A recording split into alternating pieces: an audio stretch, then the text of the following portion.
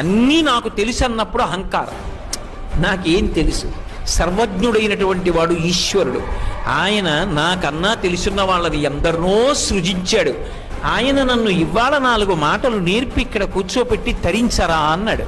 12 స్కంధములు ఆంధ్రీకరించిన పోతన గారు నేను భాగవతం ఆంధ్రీకరించాను అనలేదు. నేను భాగవతం ఎందుకు రాస్తున్నాను అంటే నా పాపం పోవడానికి నా చేత పరమేశ్వరుడు భాగవతం రాయించాడన్నాడు. కోటేశ్వరరావు ఎందుకు ప్రవచనం చేస్తున్నాడంటే నేను వెళ్ళి శ్రీశైలంలో ప్రవచనం చేశానని గొప్పలు చెప్పుకోవడానికి అనకూడదు. ఒరే, అక్కడ ఇక్కడ తిరిగి అహంకారంతో బ్రతుకుతున్నావురా, సహస్రఘటాభిషేకం అవుతోందిరా, వచ్చి ఓ కుండ పట్టుకో, నీ జన్మ తరిస్తుందని ఈ కుండని కాపాడడానికి, కుండ నెత్తికెత్తడానికి నన్ను తీసుకొచ్చాడు.